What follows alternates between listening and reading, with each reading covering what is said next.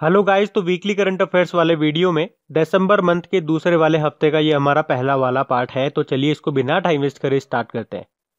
तो हमारा पहला प्रश्न क्या है कि हाल ही में भारतीय सशस्त्र सेना झंडा दिवस कब मनाया गया? तो आंसर होगा 7 दिसंबर को। तो देखिए, भारत में 1949 से हर साल हम लोग 7 दिसंबर को देश को सुरक्षित रखने के लिए सीमाओं पर लड़ने वाले देश के सैनिकों, नाविकों और वायु सैनिकों के सम्मान में ये Indian armed force flag day के रूप में मनाते आ रहे हैं, जिसे भारतीय झंडा दिवस के रूप में भी जाना जाता है। अब 7 दिसंबर को ही इंटरनेशनल सिविल एविएशन डे, अंतरराष्ट्रीय नागरिक विमानन दिवस के रूप में भी मनाया जाता है, जिसकी थीम है advancing innovation for global aviation development. तो ये थीम भी आप फिर हाल ही में किस बैंक ने ऋण मंजूरी में तेजी लाने के लिए लेंस द लैंडिंग सॉल्यूशन को लॉन्च किया? तो आंसर होगा पंजाब नेशनल बैंक ने। तो अभी पंजाब नेशनल बैंक ने ऑनलाइन ऋण प्रक्रिया और ऋण प्रस्तावों को मंजूरी में सटीकता को बनाए रखने के लिए तकनीक आधारित एक ऋण प्रबंधन समाधान लेंस द लैंडिंग सॉल्यूशन को लॉन्च किया। बाकी यस बैंक अभी न्यूज में था, एसएमएस पे फीचर को लॉन्च किया था इसने। लक्ष्मी विलास बैंक तो आप जानते ही हो, डीबीएस बैंक ऑफ इंडिया में इसका विलय मर्ज हो गया।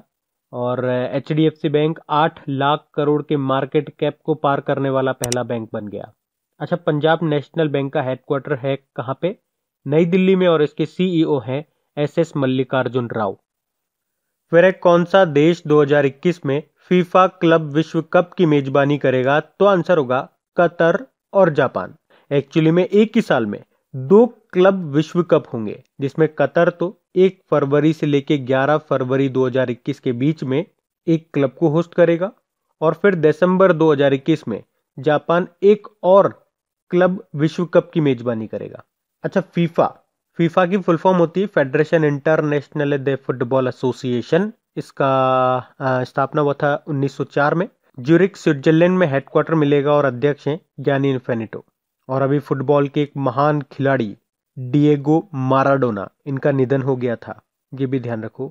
और अभी इतालवी फुटबॉल क्लब नेपोली ने इनके नाम पे एक स्टेडियम का नाम भी रखा था। अर्जेंटीना के स्टार फुटबॉलर थे ये डिएगो माराडोना। फिर हाल ही में किस बैंक ने आई मोबाइल पे एप्लीकेशन को लॉन्च किया? तो आंसर होगा आईसीआईसीआई। एक्चुअली में अभी आईसीआईसीआई बैंक ने अपने मोबाइल बैंकिंग एप्लीकेशन आई मोबाइल को एक ऐसे एप्लीकेशन में बदल दिया जो किसी भी बैंक के ग्राहकों को भुगतान और बैंकिंग सेवाएं प्रदान करेगा। तो आई मोबाइल पे के यूजर किसी भी बैंक अकाउंट, पेमेंट एप्लीकेशन और डिजिटल वॉलेट में पैसे ट्रांसफर कर सकते हैं। अच्छा, कर्नाटक बैंक, अभी आपको याद होगा, इसने CASA current account saving account अभियान शुरू किया था और national common mobility debit card भी लॉन्च किया था। उसके अलावा एचडीएफसी बैंक ने अभी मुंह बंद रखो अभियान शुरू किया था। अच्छा, इसके भी नए एमडी सीईओ बन गए, शशिधर जगदीशन, वो भी याद रखो। बैंक ऑफ बड़ौदा भी इंस्टा क्लिक सेविंग अकाउंट इसने लॉन्च किया था, ये याद रख सकते हो। आईसीआईसीआई बैंक की बात कर लेते हैं। मुंबई में हेडक्वार्टर है, इसके एमडी सीईओ संदीप बख्शी हैं और इसकी टैगलाइन है हम है ना ख्याल आपका। फिर है हाल ही में दादा साहब फाल्के आइकन अवार्ड 2020 से किसे सम्मानित किया गया? तो आंसर होगा अनंक्षा विश्वास को। तो अभी मिर्जापुर वेब सीरीज से अपनी बेहतरीन अदाकारी से चर्चा में आई अभिनेत्री अनंक्षा विश्वास, इन्होंने दादा साहब फाल्के अवार्ड 2020 जीत लिया है और उन्हें यह अवार्ड जूरी चॉइस श्रेणी में मिला है। बाकी Ranjit Singh Disale global teacher prize जीतने वाले पहले भारतीय बने, तो इनका नाम तो मोस्ट इंपॉर्टेंट रहेगा। बाकी एस हरेश, ये मलयालम लेखक हैं, अभी जेसीबी साहित्य पुरस्कार 2020 जीता था इन्होंने। हरिहरन की बात करेंगे, ये मलयालम फिल्म निर्माता हैं और केरल सरकार ने जेसी डेनियल पुरस्कार से सम्मानित किया था इनको। और इनके साथ एक और नाम मैं आपको बताता हूं, पॉल जाचेरिया का, वो प्रसिद्ध मलयालम लेखक हैं। 2020 का एजुत चंद पुरस्कार जीता था इन्होंने, पॉल जाचेरिया। फिर हाल ही में सभी सेना देशों में T20 इंटरनेशनल जीतने वाले पहले भारतीय कप्तान कौन बने? तो आंसर होगा विराट कोहली। तो अभी टीम इंडिया के कप्तान है विराट कोहली और इन्होंने ऑस्ट्रेलिया में T20 सीरीज जीतने के साथ ही एक बड़ी उपलब्धि हासिल कर ली है कि वे अब सेना देशों में T20 सीरीज जीतने वाले पहले भारतीय कप्तान बन गए। सेना देश का मतलब क्या हो गया? एस मतलब हो गया साउथ अफ्रीका, ई से इंग्लैंड हो गया, एन से हो गया न्यूजीलैंड और ए स्टैंड फॉर ऑस्ट्रेलिया। जबकि धोनी सिर्फ साउथ अफ्रीका और ऑस्ट्रेलिया में ही टीम इंडिया को T20 सीरीज जिता पाए थे। अच्छा, विराट कोहली का नाम अभी 2 कारण से न्यूज में था। 22,000 अंतरराष्ट्रीय रन बनाने वाले सबसे तेज बल्लेबाज बने थे ये, और 12,000 एक दिवसीय रन बनाने वाले सबसे तेज बल्लेबाज बने ये, तो ये पॉइंट भी याद रखना। फिर है कैफे कॉफी डे की CEO कौन बनी है? तो आंसर होगा मालविका हेगड़े। तो कैफे कॉफी डे के दिवंगत संस्थापक और पूर्व चेयरमैन वीजी सिद्धार्थ की पत्नी है ये मालविका हेगड़े, और अभी इनको तत्काल प्रभाव से कैफे कॉफी डे का CEO नियुक्त किया गया है। बाकी Radhakrishnan Nair athletics federation of India के मुख्य कोच बने। के गोपाल कृष्णन, RBI ने अभी रिजर्व बैंक इनोवेशन हब का पहला अध्यक्ष इनको नियुक्त किया। संगीता श्रीवास्तव की बात करेंगे तो इलाहाबाद विश्वविद्यालय की पहली महिला कुलपति वाइस चांसलर बनी है। फिर कौन सा देश 2021 के एशिया कप की मेजबानी करेगा? तो आंसर होगा श्रीलंका। तो जनवरी 2021 में जो आपके एशिया कप होंगे उसको होस्ट करेगा श्रीलंका, जबकि पाकिस्तान जो है 2022 में जो टूर्नामेंट होंगे उसकी मेजबानी करेगा। एक्चुअली में क्या है, पहले जो 2021 में जो टूर्नामेंट है वो पहले 2020 में होने वाला था पाकिस्तान में, पर कोविड-19 के कारण इसे पोस्टपोन कर दिया गया। तो जो अब 2020 वाला है वो 2021 में होगा, लेकिन इसमें एक ट्विस्ट आ गया, वो पाकिस्तान में नहीं होगा, वो श्रीलंका में होगा। तो फिर पाकिस्तान होस्ट करेगा 2022 वाले को, ये आपको सिंपल सा याद रखना है। श्रीलंका से याद रखो इसकी 2 कैपिटल देखो, कोलंबो इसकी कमर्शियल कैपिटल है और इसकी एडमिनिस्ट्रेटिव कैपिटल है श्री जयवर्धनेपुरम कोट्टे। करेंसी है श्रीलंकन रुपी, और इसके प्रेसिडेंट है गोतबाया राजपक्षे और प्रधानमंत्री है महिंद्रा राजपक्षे। फिर है रविंद्रनाथ टैगोर साहित्यिक पुरस्कार से किसे सम्मानित किया गया? तो आंसर होगा राजकमल झा को। तो अभी पत्रकार और लेखक राजकमल झा ने अपने उपन्यास द सिटी एंड द सी के लिए तीसरा रविंद्रनाथ टैगोर साहित्य पुरस्कार जीता है। तो इनकी ये जो बुक है ये दिसंबर 2012 के निर्भया हत्याकांड पर आधारित है, और ये जो पुरस्कार है सोशल अचीवमेंट पुरस्कार के साथ मानवाधिकारों और विश्व शांति की दिशा में काम करने वालों को दिया जाता है। बाकी अनंक्षा विश्वास दादा साहब फाल्के आइकॉन अवार्ड 2020 से इनको सम्मानित किया गया था। Ranjit Singh Disale global teacher prize जीतने वाले पहले भारतीय बने, और डगलस स्टुअर्ट 2020 का बुकर पुरस्कार इन्होंने जीता अपने उपन्यास शुगी बैन के लिए। और 2020 का इंटरनेशनल बुकर पुरस्कार किसने जीता? मारिके लुकास रिजनेवर्ल्ड ने अपने उपन्यास द डिस्कम्फर्ट ऑफ इवनिंग के लिए। फिर है हाल ही में नवगठित WHO फाउंडेशन के पहले CEO कौन बन गए? तो आंसर होगा अनिल सोनी। तो भारतीय मूल के अनिल सोनी को अभी नवगठित WHO फाउंडेशन का पहला CEO नियुक्त किया गया। तो ये संगठन वित्तीय सहायता देने के लिए है, मतलब WHO इस फाउंडेशन के जरिए निजी चंदा जुटाएगा। बाकी उदय शंकर आप जानते हो फिक्की के चेयरमैन हैं ये। गीतांजलि राव, ये भारतीय अमेरिकी गीतांजलि राव हैं, इनको टाइम मैगजीन की पहली किड ऑफ द ईयर चुना गया था। और उत्पल कुमार सिंह लोकसभा के नए महासचिव बनेंगे। फिर है यूरोपीय लीग में गोल करने वाली पहली भारतीय महिला फुटबॉलर कौन बनी? तो आंसर होगा बाला देवी। तो अभी भारतीय फुटबॉलर बाला देवी ये किसी पेशेवर यूरोपीय फुटबॉल लीग में गोल करने वाली पहली भारतीय महिला बन गई हैं। उन्होंने अपनी टीम रेंजर्स फुटबॉल क्लब के लिए मदरवेल फुटबॉल क्लब के खिलाफ गोल किया। क्या नाम है? बाला देवी। रेणु देवी की बात करेंगे तो ये बिहार की पहली महिला डेप्यूटी CM बनी। बिहार में 2 डेप्यूटी CM है, एक तो ये और एक तार किशोर प्रसाद। रूपा गुरुनाथ तमिलनाडु क्रिकेट एसोसिएशन की पहली महिला अध्यक्ष बनी थी। और वनीजा रूपाणी भारतीय मूल की लड़की हैं ये, जिन्होंने नासा के मंगल ग्रह के पहले हेलीकॉप्टर का नाम रखा था। क्या नाम रखा था? इंजीन्यूटी। फिर हाल ही में पहली बार ध्वनि की गति से तेज विमान उड़ाने वाले पायलट का निधन हो गया। नाम बताइए उनका? चक गेयर। तो पहली बार साउंड की स्पीड से तेज विमान उड़ाने वाले अमेरिकी वायुसेना के पूर्व पायलट चक गेयर का भी 97 साल की उम्र में निधन हो गया। बाकी ये मधुकर गंगाधर नाम भी न्यूज में था, वैसे ऑल इंडिया रेडियो के लेखक थे ये, इनका भी अभी निधन हो गया। इनकी कुछ प्रसिद्ध रचनाएं मैं आपको बताऊं तो जैसे मोतियों वाले हाथ, हिरण की आंखें, ये इनकी सबसे प्रसिद्ध रचनाएं थी। मधुकर गंगाधर इनका नाम था। फिर हाल ही में किसे ओलंपिक के आधिकारिक खेल के रूप में शामिल किया गया? तो आंसर होगा ब्रेक डांस को। तो अभी इंटरनेशनल ओलंपिक कमेटी ने 2024 में पेरिस में होने वाली ओलंपिक खेलों में ब्रेक डांसिंग को शामिल किया है और ये फैसला ओलंपिक में युवाओं को आकर्षित करने के लिए किया गया है और ओलंपिक में ब्रेक डांस को ब्रेकिंग के नाम से जाना जाएगा। ये पॉइंट भी आप ध्यान रखना।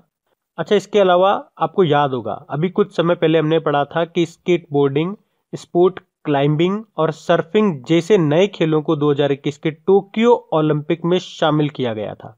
तो ये पॉइंट भी ध्यान रखना। इंटरनेशनल ओलंपिक कमेटी का हेडक्वार्टर बता दो फिर जल्दी से कहां पर है। लाउजेन स्विट्जरलैंड में है। इसके हेड है थॉमस बक। फिर एक कनाडा में ब्रिटिश कोलंबिया विधानसभा का अध्यक्ष किसे चुना गया? तो आंसर होगा राज चौहान को। तो अभी कनाडा में भारतीय मूल के विधायक राज चौहान को ब्रिटिश कोलंबिया विधानसभा का अध्यक्ष चुना गया है और वे इस पद संभालने वाले पहले भारतीय हैं। वर्षा जोशी की बात करेंगे, राष्ट्रीय डेयरी विकास बोर्ड की नए अध्यक्ष बनी और ग्रेग बार्कले आईसीसी के नए अध्यक्ष बने और Anil Jain all India tennis association के नए प्रेसिडेंट बने। फिर एक किस देश के द्वारा मिलीनियर्स टैक्स लगाया जाएगा? तो आंसर होगा अर्जेंटीना। तो अभी अर्जेंटीना में चल रहे कोरोना वायरस महामारी के संदर्भ में चिकित्सा आपूर्ति और राहत उपायों के लिए भुगतान करने के लिए देश के सबसे धनी लोगों पर पारित करते हुए एक नया टैक्स लगाया गया है। इसे मिलीनियर्स टैक्स कहा जाएगा। तो इस नए टैक्स के अनुसार जिन लोगों की संपत्ति 200 मिलियन पेसो है, लगभग 18 करोड़ रुपए से ज्यादा है, तो उन्हें टैक्स पे करना होगा। अर्जेंटीना एक साउथ अमेरिकन कंट्री है जिसकी कैपिटल ब्यूनोस आयर्स है, करेंसी है पीसो, प्रेसिडेंट है एल्बर्टो फर्नांडिस।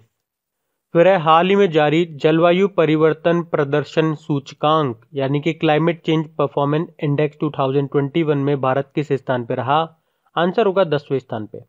इस इंडेक्स में पिछले साल भारत 9वें स्थान पे था, तो इस बार 10वें स्थान पे आ गया और पिछले बार की ही तरह इस बार भी पहली 3 रैंक पे कोई भी देश नहीं है। क्यों? क्योंकि कोई भी देश पेरिस जलवायु लक्ष्यों ग्लोबल वार्मिंग को 2 या 1.5 डिग्री सेल्सियस से कम करने की रणनीति को पूरी तरह से लागू नहीं कर पाया। यानी कि पहली, दूसरी और तीसरी रैंक पे तो कोई भी नहीं है। चौथी रैंक पे स्वीडन है, 5 पे यूके है, 6 पे डेनमार्क है और भारत 10वें पे है। फिर है अंतरराष्ट्रीय भ्रष्टाचार विरोधी दिवस कब मनाया गया? तो आंसर होगा 9 दिसंबर को। तो भ्रष्टाचार विरोध के बारे में जन जागरूकता बढ़ाने के लिए हर साल 9 दिसंबर को इंटरनेशनल एंटी करप्शन डे के रूप में मनाया जाता है और इसकी थीम रही रिकवर विद इंटीग्रिटी। फिर है कौन सा देश विश्व आर्थिक मंच 2021 की मेजबानी करेगा? तो आंसर होगा सिंगापुर। तो कोविड-19 महामारी की परिस्थिति के कारण विश्व आर्थिक मंच का जो 2021 का जो वार्षिक सम्मेलन है वो 13 से लेकर 16 मई तक होगा। कहां पे? सिंगापुर में। जबकि 2022 वाला स्विट्जरलैंड के दावोस में ही होगा। वैसे आपको बता दूं, वर्ल्ड इकोनॉमिक फोरम की जो बैठक है उसका आयोजन तो स्विट्जरलैंड के दावोस में ही किया जाता है, लेकिन 1971 के बाद ये दूसरा मौका है जब इसका आयोजन किसी और जगह किया जा रहा है। तो इंपॉर्टेंट प्रश्न रहेगा आपके लिए, याद रखना। वर्ल्ड इकोनॉमिक फोरम की स्थापना 1971 में हुई थी। हेडक्वार्टर कोलोग्नी स्विट्जरलैंड में है और अध्यक्ष हैं क्लॉस स्वेब। फिर है हाल ही में किसे इतिहास के लिए प्रतिष्ठित पेन हेसल टिल्टमैन प्राइज 2020 से सम्मानित किया गया? तो आंसर होगा अनीता आनंद को। तो ब्रिटिश भारतीय पत्रकार और लेखिका हैं ये अनीता आनंद और इनको इतिहास के लिए प्रतिष्ठित पेन हेसल टिल्टमैन प्राइज 2020 से सम्मानित किया गया और उन्हें उनकी किताब the patient assassin a true trail of massacre revenge and the Raj के लिए सम्मानित किया गया है। तो इस बुक में उन्होंने 1919 में अमृतसर के जलियांवाला बाग में हुए नरसंहार से घिरे एक युवक की कहानी को लिखा है। बेसिकली ये जो पुरस्कार है ये हर साल वास्तविक घटनाओं, खासतौर पर इतिहास से जुड़े तथ्यों के आधार पर लिखी पुस्तकों को दिया जाता है। तो सिंपल सा इनका नाम याद रखो, अनीता आनंद। बाकी राजकमल झा रविंद्रनाथ टैगोर साहित्यिक पुरस्कार मिला इनको। रणेंद्र 2020 के लिए श्रीलाल शुक्ल स्मृति इफ्को को साहित्य सम्मान से सम्मानित किया गया और संगीता श्रीवास्तव इलाहाबाद यूनिवर्सिटी की पहली महिला कुलपति वाइस चांसलर बनी है। फिर है किस राज्य के 2 शहरों को यूनेस्को के विश्व विरासत शहरों की सूची में शामिल किया गया? तो आंसर होगा मध्य प्रदेश। तो अभी मध्य प्रदेश के ऐतिहासिक किला शहर ग्वालियर और ओरछा को यूनेस्को ने अपने अर्बन लैंडस्केप सिटी प्रोग्राम के तहत विश्व धरोहर शहरों की सूची में शामिल किया है। तो अब उन्हें शामिल करने के बाद भारत में यूनेस्को विश्व विरासत शहरों की कुल संख्या बढ़कर कितनी हो गई? 40 हो गई है। अच्छा बताओ, भारत की पहली वर्ल्ड हेरिटेज सिटी कौन सी थी? अहमदाबाद थी, 2017 में बनी थी। अच्छा, यूनेस्को की बात करेंगे। यूनेस्को मतलब united nation educational scientific and cultural organisation. 2 point आपको इसके याद रखने हैं। एक तो इसका हेडक्वार्टर पेरिस फ्रांस में है और इसके हेड है ऑद्रे उजाले, तो ये आप याद रखना। फिर अभी किसने 2020 का विश्व एथलीट ऑफ द ईयर का खिताब जीता? तो आंसर होगा यूलिमर रोहास और मोंडो डुप्लांटिस ने। तो अभी Swedish pole vaulter Mondo Duplantis और वेनेजुएला की ट्रिपल जंपर यूलिमर रोहास को वर्ष 2020 के पुरुष और महिला विश्व एथलीट ऑफ द ईयर के खिताब से नवाजा गया। तो ये दोनों प्रतिष्ठित पुरस्कार के अपने देश के पहले प्राप्तकर्ता हैं। फिर अभी हाल ही में शेख सबा अल खालिद अल सबा किस देश के फिर से प्रधानमंत्री बने हैं? तो आंसर होगा कुवैत के। तो अभी कुवैत के एमीर शेख नवाफ अल अहमद अल सबा ने कुवैत के प्रधानमंत्री के रूप में फिर से शेख सबा अल खालिद अल सबा को फिर से नियुक्त किया है। देखो, कुवैत की कैपिटल कुवैत सिटी है और कुवैती दिनार यहाँ की करेंसी है।